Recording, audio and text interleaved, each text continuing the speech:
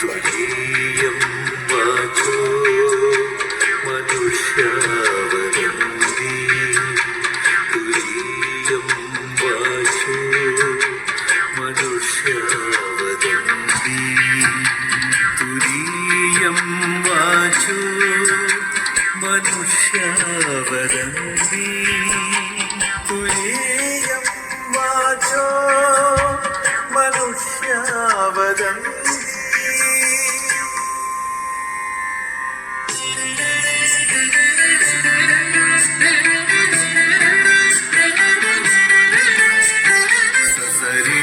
സരിഗരി ഗഗ ദിഗ പദ ഗ പപ ഗ പദ പപ ദ ദ പദ സ ഗ സ ദിഗ പദ സ ദ പദ സരി ഗി സ ദ സ ഗ പദ സ ഗ പദ സ ഗ ഗരി ഭാഷാതീതം തുരീയം ഭാവാതീതം തുരീയം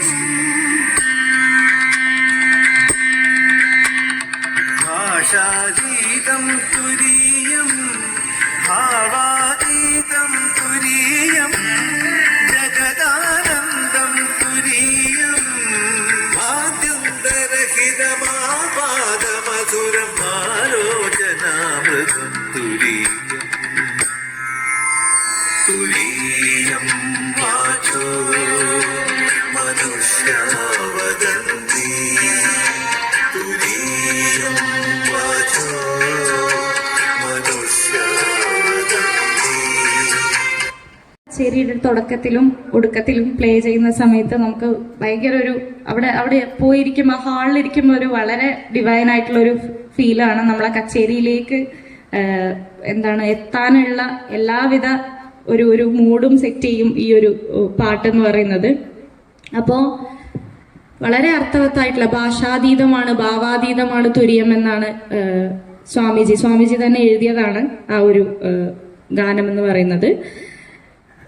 തുടക്കകാലത്തിലൊക്കെ 9 ദിവസങ്ങളിലും അല്ലെങ്കിൽ 11 ദിവസങ്ങളിലൊക്കെ ആയിരുന്നു ഫെസ്റ്റിവൽ നടന്നുകൊണ്ടിരുന്നത്. പിന്നീട് 2022 101 ദിവസം നീണ്ടു നിൽക്കുന്ന വലിയ ഫെസ്റ്റിവൽ അവിടെ നടന്നിട്ടുണ്ടായിരുന്നു.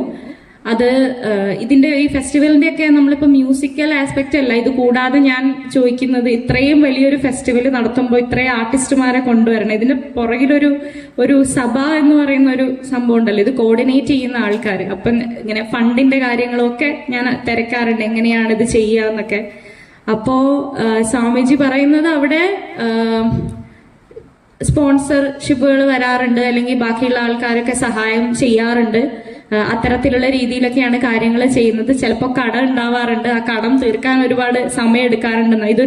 ഇതൊരു സത്യസന്ധമായ ഒരു ഭാഗമാണ്. എല്ലാ ഫെസ്റ്റിവൽസും നടക്കുമ്പോൾ ഇത്തരത്തിലുള്ള സ്ട്രഗിളുകളിലൂടെ കടന്നു പോകാറുണ്ട്. ആ ഒരു ഭാഗം കൂടി ഞാൻ അന്വേഷിച്ചിട്ടുണ്ടായിരുന്നു. അതിനുശേഷം ശരിയുടെ തുടക്കത്തിലും ഒടുക്കത്തിലും പ്ലേ ചെയ്യുന്ന സമയത്ത് നമുക്ക് ഭയങ്കര അവിടെ പോയിരിക്കുമ്പോൾ ഹാളിലിരിക്കുമ്പോൾ ഒരു വളരെ ഡിവൈൻ ആയിട്ടുള്ള ഒരു ഫീലാണ് നമ്മളെ കച്ചേരിയിലേക്ക് എത്താനുള്ള എല്ലാവിധ ഒരു മൂഡും സെറ്റ് ചെയ്യും ഈ ഒരു പാട്ടെന്ന് പറയുന്നത്. അപ്പോൾ വളരെ അർത്ഥവത്തായിട്ടുള്ള ഭാഷാതീതമാണ് ഭാവാതീതമാണ് തുരീയം എന്നാണ് സ്വാമിജി തന്നെ എഴുതിയതാണ് ആ ഒരു ഗാനം എന്ന് പറയുന്നത്. തുടക്കകാലത്തിലൊക്കെ 9 ദിവസങ്ങളിലും അല്ലെങ്കിൽ 11 ദിവസങ്ങളിലൊക്കെ ആയിരുന്നു ഫെസ്റ്റിവൽ നടന്നുകൊണ്ടിരുന്നത്. പിന്നീട് 2022 101 ദിവസം നീണ്ടു നിൽക്കുന്ന വലിയ ഫെസ്റ്റിവൽ അവിടെ നടന്നിട്ടുണ്ടായിരുന്നു.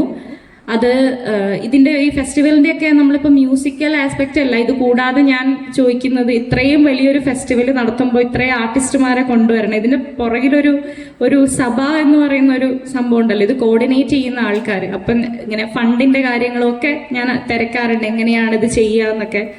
അപ്പോ സ്വാമിജി പറയുന്നത് അവിടെ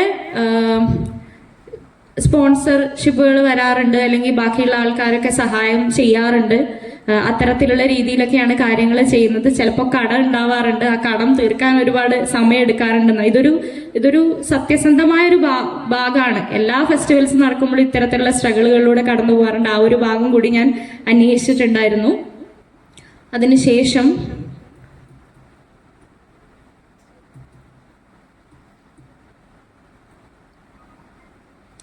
സോറി, ലാപ്പ് ഒന്ന് സ്റ്റക്ക്. അടുത്തൊരു ഫെസ്റ്റിവൽ വരികയാണ്.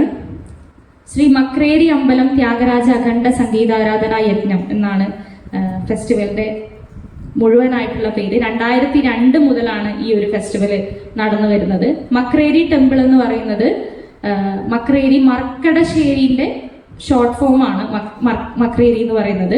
ഹനുമാനാണ് അവിടുത്തെ പ്രതിഷ്ഠ. മർക്കടശ്ശേരി മക്രേരി. അപ്പോ പഴയ ത്രേതായുഗത്തിലൊക്കെയുള്ള കഥയൊക്കെ, രാമായണത്തിലൊക്കെയുള്ള കഥയൊക്കെയാണ് ഇതിന്റെ ഒരു ഹിസ്റ്ററി ആയിട്ട് പറയുന്നത്.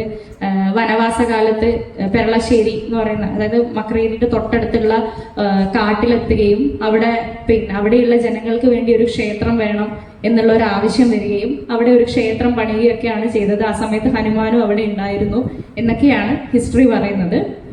വളരെ പഴയ ഒരു ക്ഷേത്രമാണ്. എപ്പോഴെങ്കിലും നിങ്ങൾ കണ്ണൂരൊക്കെ വരികയാണെങ്കിൽ തീർച്ചയായിട്ടും പോയിട്ട് കാണണം. വളരെ കാണാനും നല്ല ഭംഗിയുള്ളൊരു അമ്പലമാണ്.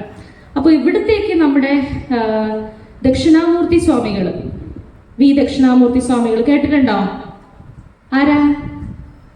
പ്രശസ്തനായ സംഗീത സംവിധായകൻ, കർണാടക സംഗീതജ്ഞൻ ദക്ഷിണാമൂർത്തി സ്വാമികൾ.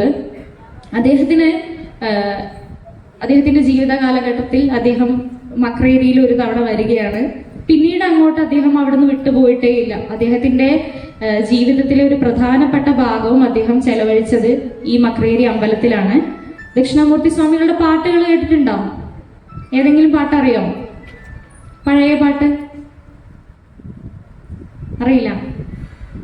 പുലയനാർമണിയമ്മ പൂമുല്ലക്കാവിലമ്മ കലമാന്റെ മിഴിയുള്ള കളിത്തത്തമ്മ കേട്ടിട്ടുണ്ടോ?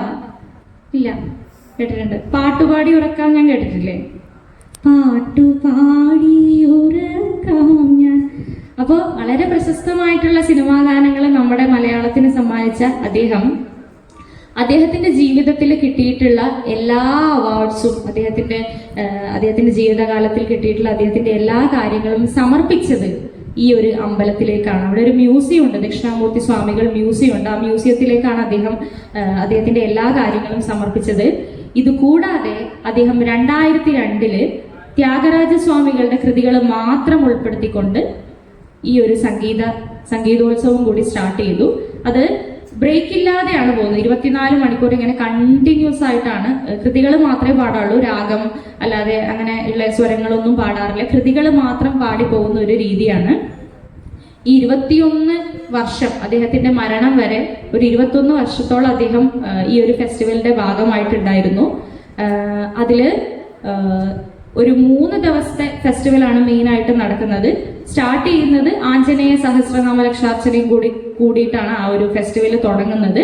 മ്യൂസിക് രാവിലെ ഒരു 8 മണിക്ക് തുടങ്ങിക്കഴിഞ്ഞാൽ ഒരു രാത്രി ഒരു 8 മണി വരെ ഇങ്ങനെ കണ്ടിന്യൂസ് ആയിട്ട് പൊക്കോണ്ടിരിക്കും. ആ ഒരു രീതിയിലാണ് കാര്യങ്ങൾ.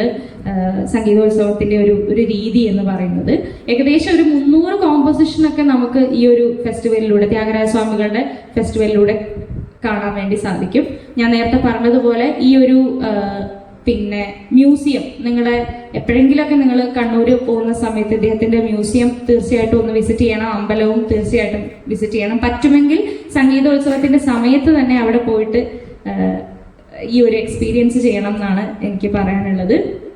പിന്നീട് അടുത്തൊരു സംഗീതോത്സവത്തിലേക്ക് വരുമ്പോൾ ഞെരളത്ത് സംഗീതോത്സവമാണ്.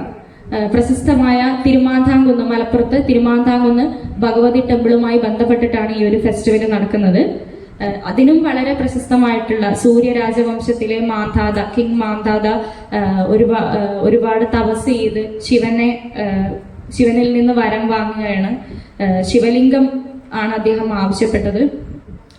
പിന്നീട് അദ്ദേഹം ആ ശിവലിംഗവുമായി ഹിമാലയത്തിൽ നിന്ന് താഴേക്ക് ഇറങ്ങുകയും അതിനുശേഷമാണ് പാർവതി ദേവി അറിയപ്പെടുന്നത്. അവർക്ക് വളരെ പ്രിയപ്പെട്ട ശിവലിംഗം മാന്ധാത താഴേക്ക് എടുത്തിട്ട് വന്നു എന്നുള്ളത്. പിന്നീട് മാന്ധാതാവും പാർവതി ദേവിയും തമ്മിലുള്ള ഒരു യുദ്ധം പോലെയാണ് അതിന്റെ ഒരു ഹിസ്റ്ററി, ഒരു കഥയൊക്കെ വരുന്നത്. അങ്ങനെ അങ്ങാടിപ്പുറത്താണ് പിന്നീട് മാന്ധാതാവിന്റെ ഒരു പ്രതിഷ്ഠയും കാര്യങ്ങളും ഒക്കെ. അങ്ങനെയൊക്കെയാണ് ആ ഒരു ഹിസ്റ്ററി പോകുന്നത്.